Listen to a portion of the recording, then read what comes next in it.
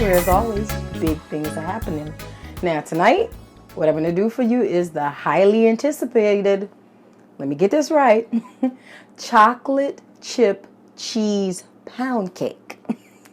I know a while back I promised that I would make it when I featured it at the end of that oxtail video. And a lot of you was like, yeah, I want to see it.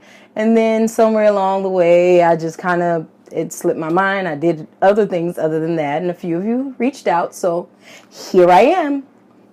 Ta-da!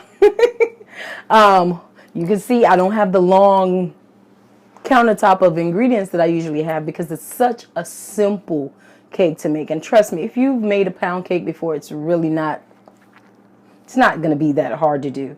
I'm going to make a series of pound cakes, some stuffed pound cakes. And so I want you to pay close attention tonight to the basic recipe before we add all this extra stuff in, because that's going to be the base for a lot of the other pound cakes that I'm going to show you how to make over the course of the time. But I have flour, actually 3 1/4 cups of flour to be exact, 3 cups of sugar. I have 2 11-ounce bags of chocolate chip, and one is semi-sweet and one is milk chocolate. I have 6 eggs, a pound of butter, hence the word pound cake, pound of butter. It's usually a pound of everything, but you'll see that I kind of tweaked everything. So a pound of butter, and then we have block of softened cream cheese. You want to make sure that your butter comes to room temperature. Do not use cold butter. Don't try to melt it in the microwave either. Take it out in sufficient time so that both your cream cheese, you can see how soft it is, that both your cream cheese and your butter is at room temperature. Some almond extract, some lime juice, and yes, I'm cheating. I'm cheating. I'm not making frosting from scratch. I'm using a regular milk chocolate frosting that I bought at the store. And that's because I'm just going to basically be drizzling it over a hot pound cake. I just want some drooping down the side. I'm not trying to whip butter and go through all of this to make a chocolate buttercream frosting tonight. Just not doing it. And I never do it when I make this cake. But no one ever knows. Because what I do is I mix in a 1.5 tablespoons of cocoa powder. So that makes them think it's homemade. It's not. And then some granulated peanuts for garnishing. And that's about it. Of course, I got my bundt pan that's floured. Be heavy on the flour because this cake cooks for a long time. It cooks anywhere between an hour to an hour and 15 minutes at 325 degrees. And because it's cooking for so long, you don't want it to burn. So you butter your pan real good and flour your pan. I know they came out with this butter flour spray combination thing. I'm not going to say anything bad about it because I've never used it, but I just don't trust it. I'll try it one day and see, but I'm not going to try it tonight. I don't have it, obviously, but I'll try it one day. I'm a kitchen gadget junkie anyway. I own a whole lot of kitchen gadgets and I try as many foods as I can possibly try. So I will try it one day and let you know. But for now, butter and flour, the old-fashioned way. So I'm going to put some of this stuff out the way. Well, I guess while I'm talking, I can put it out the way. I'm going to put the cocoa and the peanuts out the way and get ready to start making pound cake. What I'm going to do is I'm going to add the cream cheese and the butter to the mixer. And I'm going to mix it until it's starting to get nice and fluffy, and then I'll add the sugar. I just like to, some people dump it all at one time. I like to make sure the butter is fluffing up and the cream cheese is fluffing up. Then I add the sugar. Now, there will be in the future when I do another pound cake recipe that I'll tell you to add about a half a cup more sugar to it. But the reason why I cut down on the sugar with this one is because I have the semi-sweet chocolate chip and I have the the milk chocolate chip that gives it that little extra edge of sweetness. But we'll cover that at another time. So just, add the cream cheese.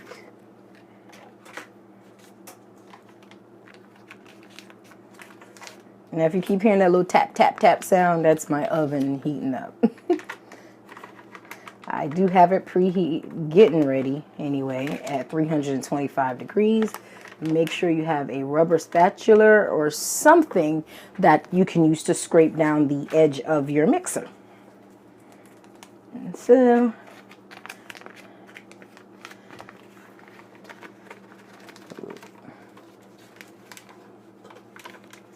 now trust me when I say you are going to find that this is not a hard recipe. And when you fix it for your loved ones, they're going to be like, what did you do? That's really good. And then you're going to be like, man, this was the simplest cake there was to ever make. Well, one of the simplest. Okay, and the last one.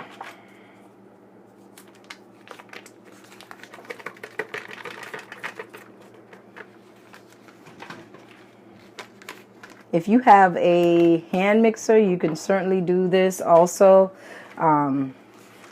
We know they used to make cake before there was even mixers. So, of course, any method you choose to whip your butter, you can. I'm going to go ahead and start on low just to get it from the side there because you see how it's up there. If I crank it up on high right away, I'll wind up with butter in my face and probably all over the camera. He's backing up. So I'm going to cut it on low just to get it off the side and then crank it up. You just crank it up so it'll whip because the idea is to get it whipped. It's down, so now I'm cutting it up.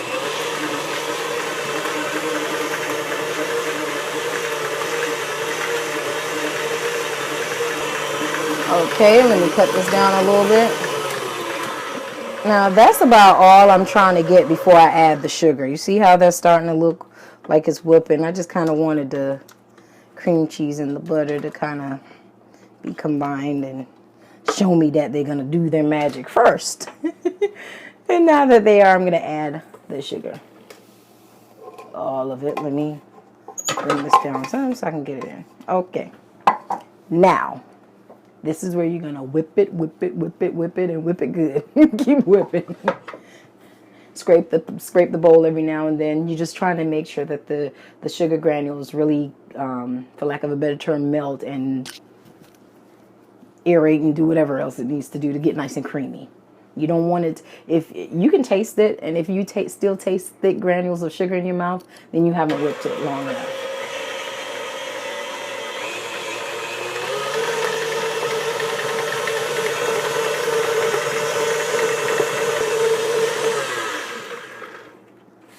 Scrape the sides down. You hear that shh, shh, that's the sugar. So you want to scrape the sides down, get it done real quick, and then whip again.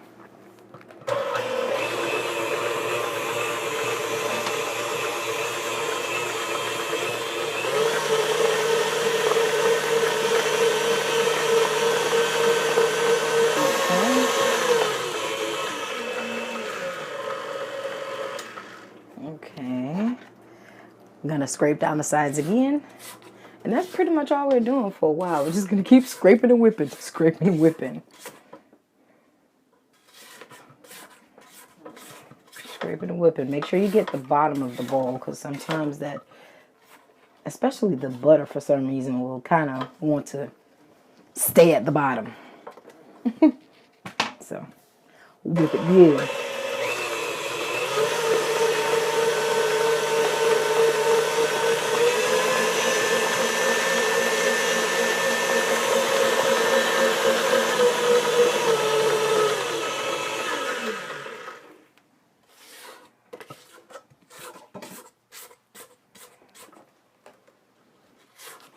All right.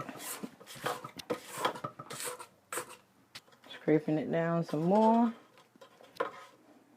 Try about that. That's still a little gritty. Yeah, still a little gritty, so we'll mix it some more. That tastes good. That tastes like it'd be good on some toast. Cream cheese, butter, and sugar. Terrible.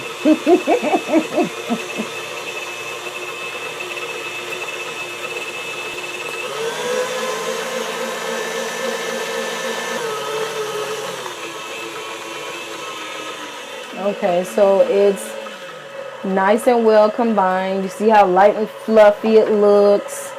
Let me take a little bit right here. Sugar is pretty much dissolved in there. So now it's time to add the eggs. Now what you're going to do is this. Add the eggs one at a time just to make sure that it's well combined. Because what happens is when you add the flour, you don't want to overmix it. And so you do all your mixing before you add the flour.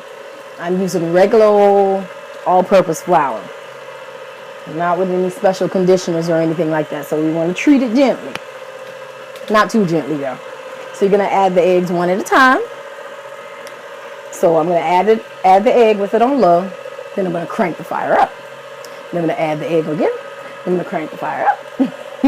Well, not the fire. The mixer. Not the fire. You know what I mean. So one. And then up.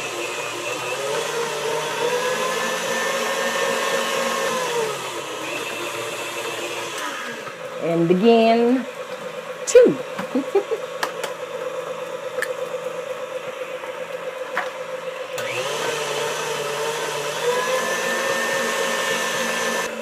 3, and I'm just going to keep doing that until I've done all 6.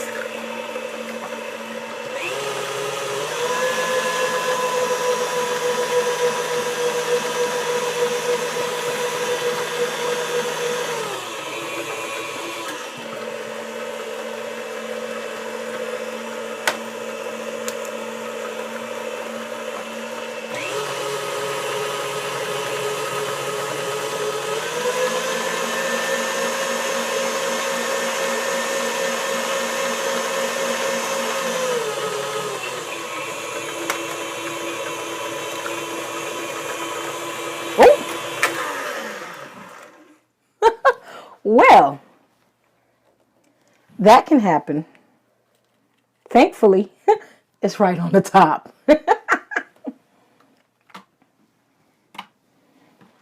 Well, that's what not to do with the eggshells. I was just trying to make sure that you knew that you shouldn't do that. Okay? Yeah, I buy it too. Okay, let's crank it up.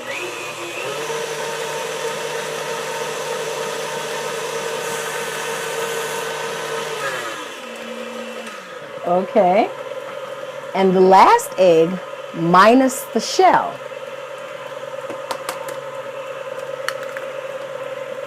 You better believe I'm holding on to the shell this time. Okay. Crank it up.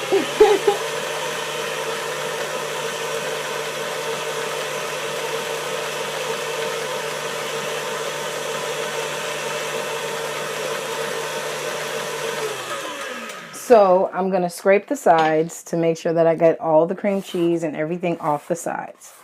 And then I'm going to whip it real good.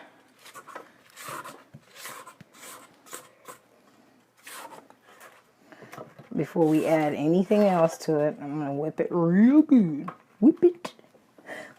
Whip it good.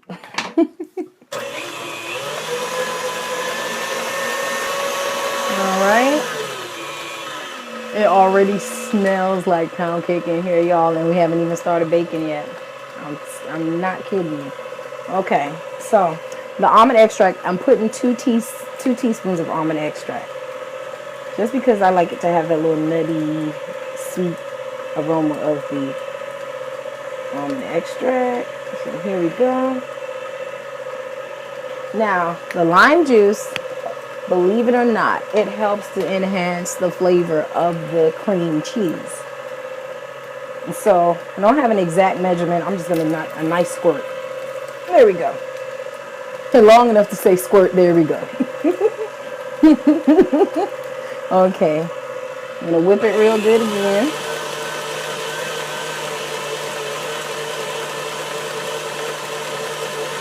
That smells good.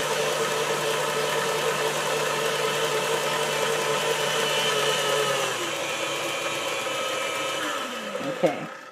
Now, by the way, the reason why I didn't add salt, usually I'd add a pinch of salt, and with some recipes you'll see that I do. But with this one, I use salted butter, and the cream cheese is salted. So I didn't want to add any more. Then we got the chocolate chips and all that type of stuff. Now, if you wanted to go for like a salted caramel taste, then I guess you could add extra salt. Maybe some granulated sea salt would even be nice.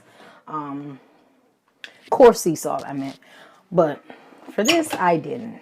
So you don't want to add all of the flour at the same time. We're going to add this in increments of 3. So just about a third. And we're going to lift it up, whip it good, whip it again. Don't start off all heavy. You don't want flour in the face. I've had that happen to me. Trust me, I have. I don't have a problem telling you that I've made mistakes and stuff happen in the kitchen. It happens. Yes, I'm a chef professionally. Yes, I do think I cook for a living and all of this and stuff. But hey, accidents happen. Don't freak out when they do. Just fix it. Okay. That's it. Now we're going to add the other third.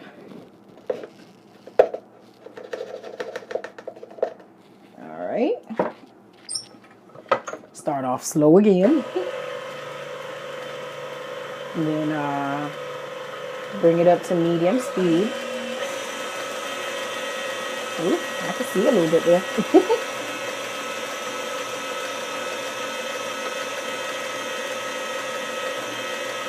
Okay, now I'm going to add all of the rest. And then, now this thing here ain't as friendly don't fit as neat as the other one does it? So here's what I'm going to do. Pour it in here, because this fits neatly, and pour it in there. This mix is on the wrong side. There you go. It happens. Call me the mess good. Anyway, now, I'm going to start it off on low, just to get it incorporated. Then we're going to cut it all the way up. Start it off on low, get it incorporated, scrape the sides, then we're going to cut it all the way up, get it well combined, and then we're going to do the rest. The rest is going to be done by hand. So, cutting it off, bringing it down, scraping the sides.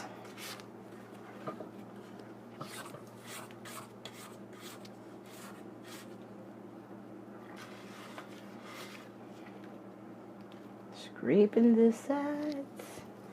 Bring this up. Cut it on high. Get it well mixed.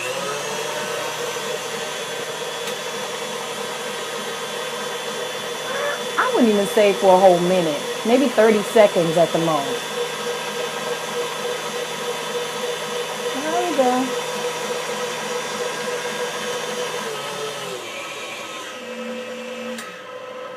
Now bring this down a little bit just so some of that can get off the whisk. That's what I usually do anyway, just to bring it all to the bottom of the whisk. And then cut it off.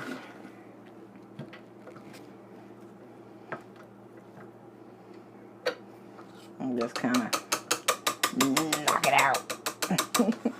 I'm making a mess. Okay, I'm gonna slide this back.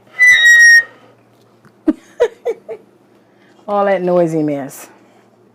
Yeah, there's a lot of flour in there. I didn't even bother dust it out. It won't hurt it. It'll only help it. So, that's the pound cake batter here.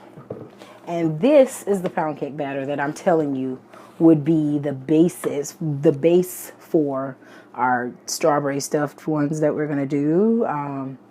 Pineapple, coconut, Coconut's going to be a little different because we actually put some coconut cream in that and using the block coconut cream.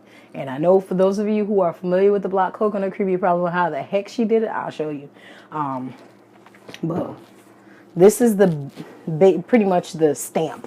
You can bake it just like that and it would be delicious. It would be a delicious cream cheese pound cake. But we're going to take it up a notch. So I need to clean my hands off and then we'll finish up.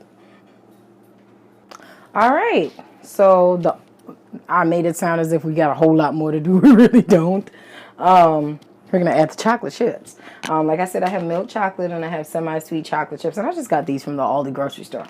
I'm gonna add basically just half a bag of each. Excuse my jagged ripping of the bag there, but you are certainly welcome to do as much as you want.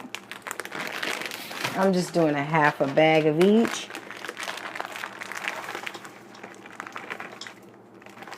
And then mix it right on in. Fold it in with your rubber spatula, your whisk, your spoon, whatever it is you're using. If you want to do the whole bag, you certainly can. So basically this would equal up to like one bag, and I'm still not convinced that I might not add more yet. So let's see what it looks like. Now see, usually when I'm doing these, I get the smaller morsels of semi-sweet, but I couldn't find them. So I got this regular one. So I think I might actually push the limit and go ahead and add the whole bag of both. Okay, there we go. Yes, chocolate. Yeah, that looks better. It's a chocolate kind of night. All right, so that, my dears, is chocolate chip cheese pound cake.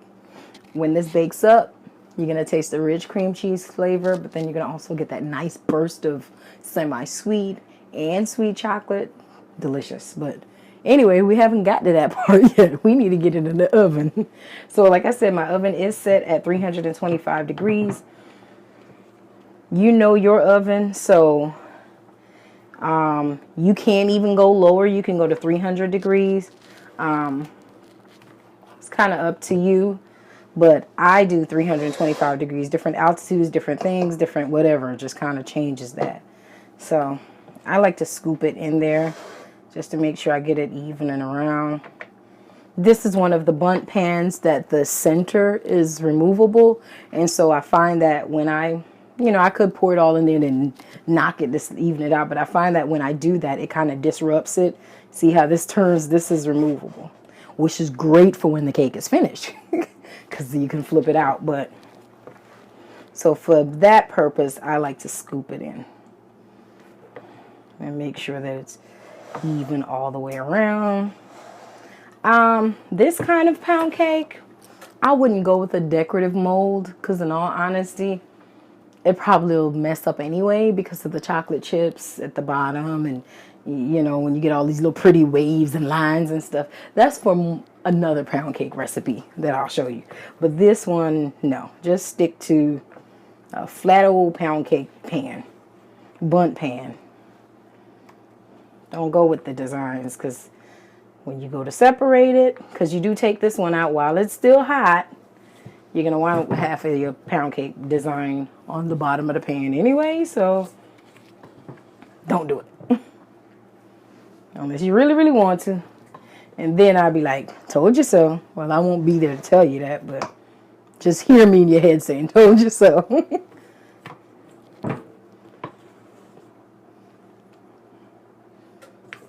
Okay. Now I guess I could lift it up a bit.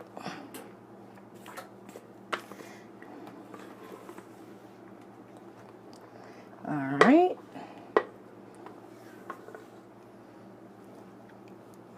That's it for the pound cake. Last little scoop going in.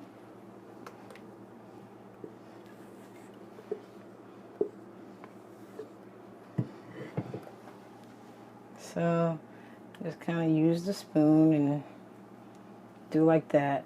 Now the beauty of the pound cake is it actually will level itself out as it bakes. Once the heat rises, it'll start to, expand and it'll level itself out. So don't worry about it. That is the pound cake. And now I'm going to put it in my 325-degree oven and I'm going to let it bake for about 50 minutes. I will start checking it at 40 minutes. Like I said, I don't know what it is, temperature, inside the house, humidity, whatever it may be. Sometimes it's taking longer. Sometimes it's taking exactly 45 minutes. So I say start checking it at 45 minutes, 325 degrees. If you do it at 300 degrees, then yeah, check it at 45 minutes. No matter, check it. Just check it. So that's pound cake.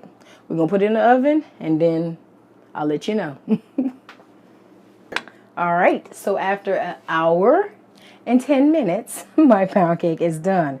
Don't be alarmed at some of the discoloration. Remember, we do have lots of chocolate in there.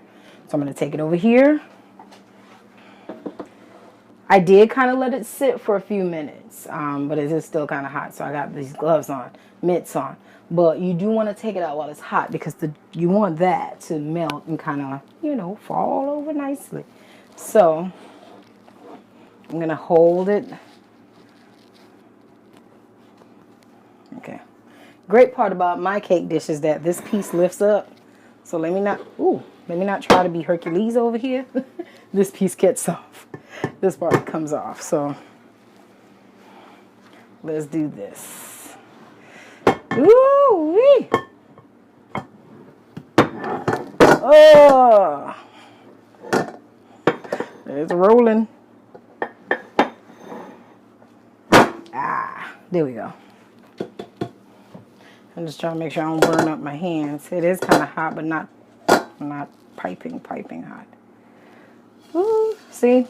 I'm talking about that top. Okay, it comes out. I want to trim around the bottom a little bit, so if there's anything stuck, it'll come off. And then we're going to pull the center. Ooh, okay. The center is hot.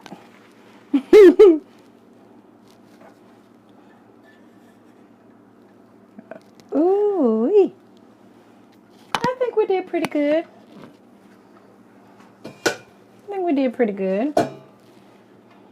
I'm gonna lift it back up onto the stand though, so I can work with it a little easier. I like this little contraption.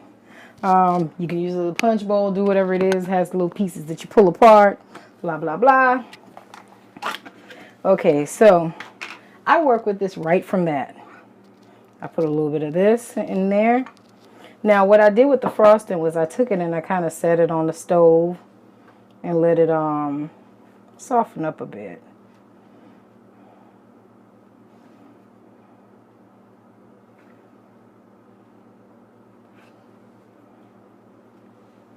Let's just mix it in.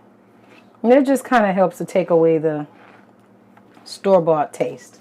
Same thing if you're doing like you don't want nobody to know that you did a box cake. same kind of thing. You take a little bit of regular flour, all-purpose flour, and add it into that box cake mix. It takes away that little, I don't know what, it's something about a store-bought something. You just can tell it's store-bought. But adding a little real something in there helps to take that away. And to be honest, I don't lie to people about whether something is store-bought or not. I don't always volunteer the information. But if they say, hey, Renelle, did you make that frosting? It was good. I say, no, girl, I ain't made it. I mixed it up. But I made the cake. And one day I'll show you how to make chocolate buttercream frosting from scratch. So if you don't want to do what I'm doing. I'm being real with you. This is what I do. Nothing fancy. It's one of the things I try to do. I try to keep this show real. I act like everything goes perfect and nothing ever falls and nothing ever drops and everything I do is from scratch and whatever, and just like Granny did it. I'm like, no, these are modern times. We is busy. I'm not always able to pull across everything from scratch. So, but we want to do this while the cake is still hot. And just put it on the top. It'll start doing this thing on its own.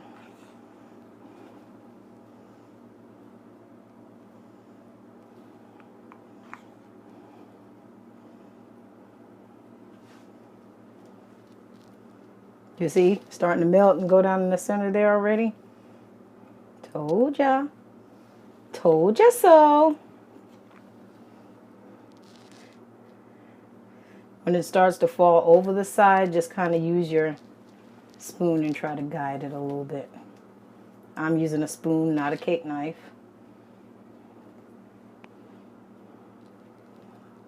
Just so you at least know that the edges are covered.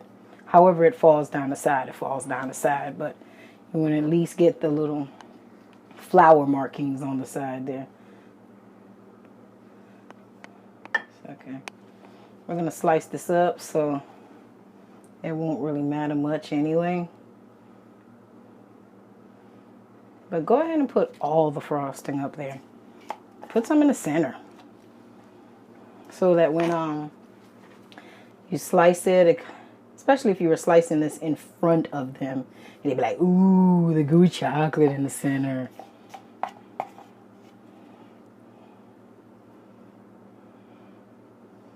And just keep twirling it and let it fall in the center, fall on the sides, fall in the center, fall on the sides.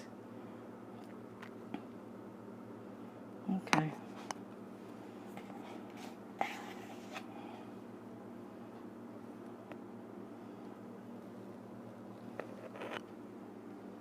Y'all don't tell me that don't look good. Y'all know you want some. Okay. And that's it. Bam.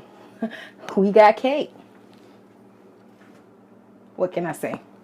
Gonna let it sit a little bit more for the frosting to the cake to kind of soak up some of the frosting because it's hot. And we don't want to cut it right away while it's hot. So I'm just gonna let it sit. And I lick some frosting while it's sitting. It's about 5 minutes. And then we'll cut it. Ooh! What is wrong with me? Let me clean my hands off. Okay. I didn't do the peanuts. Get like a mad scientist. Get happy. Peanuts, peanuts, peanuts. Oh, well, maybe not that much. Not that happy. I'm throwing peanuts on the floor. Ah. Okay. Here we go. Well, while I clean up the peanuts that I threw all over the place, there's the cake.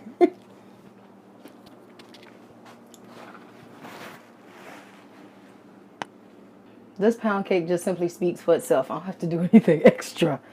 So it's still kind of warm. Of course, you know it's going to have that nice little crust at the bottom there. Ooh-wee.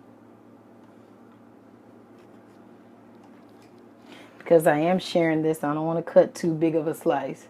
Now, of course, I'm going to slice it up before I take it out of the house. Because how do you explain to someone when you bring a cake that has a piece missing out? But if you have it already sliced up, they won't know that it's been a piece missing. Sure. Ooh-wee. Ah. Let me get my plate ready.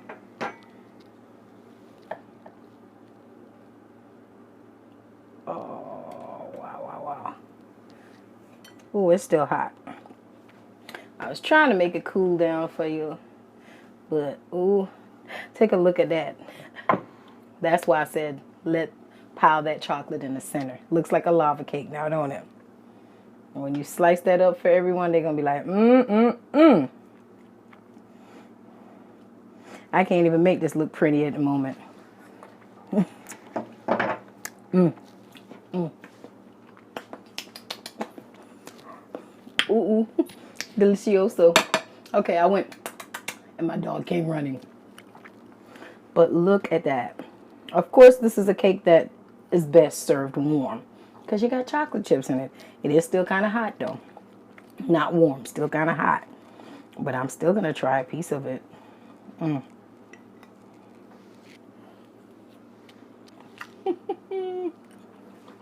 Mm. Mm-mm-mm. Mm.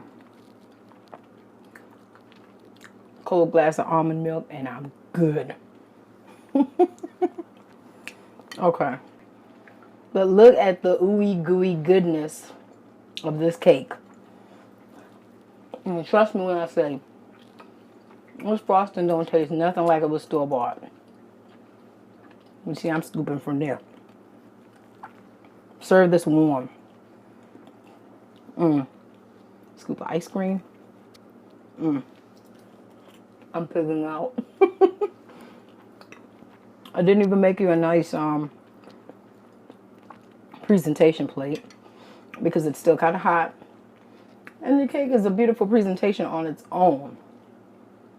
Make this. Try it out. Try it out this weekend. Try it out. And then you know what? Send me a picture of yours. Let me see how you hooked it up. Phenomenal. Once again, I hope my teeth ain't brown from chocolate. But once again, thank you for stopping by my page, The Irie Kitchen, where it's always Irie. Please follow me on Instagram, Twitter, Facebook. Check out my website. We're working on getting things to where you can see the recipes and you can link from here to there or whatever. It's going to get there. It's just when you work in a 9 to 5 and you still got all these other things don't always work as you like it to go. But trust me, stick with us. You won't be disappointed. It will continue to be your favorite cooking show on YouTube. And we're going to continue to improve it. And so I thank you once again. Renil's Irie on Twitter. Renil's Irie Kitchen on Facebook. What is it? Renil's Irie on Instagram also. Renil's Irie Kitchen on Instagram. All right. So, much love to you. Have a great night. Eat some cake.